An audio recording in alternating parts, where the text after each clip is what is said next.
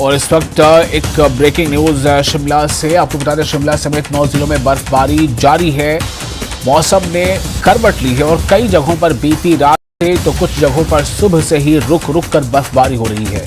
बात शिमला की करें तो यहाँ के कुफरी में 2 इंच, नरकंडा में 4 इंच बर्फबारी, खड़ा पत्थर में 4 इंच, खिड़की में 6 इंच, चूड़धार में 10 इंच, जबकि चांशल में 12 इंच और डोडरा क्वार में पिछले 24 घंटों में 10 इंच तक बर्फबारी दर्ज की गई है। बर्फबारी से शिमला में तापमान में भारी गिरावट आई है और कई इलाकों में बीच बीच में बिजली सेवाएं भी बाधित हो रही हैं।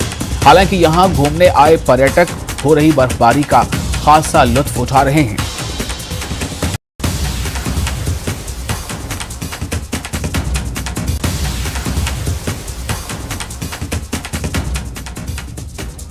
हिमाचल प्रदेश में रात से ही बर्फबारी का दौर शुरू हो गया है।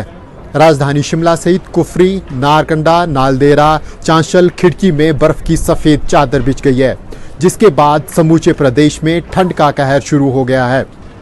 हिमाचल प्रदेश में आने वाले कुछ दिनों में मौसम खराब रह सकता है। मौसम विज्ञान केंद्र द्वारा जारी अनुमान के अनुसार प्रदेश में 4 से 5 दिन तक मौसम खराब रह सकता है और बर्फबारी भी हो सकती है।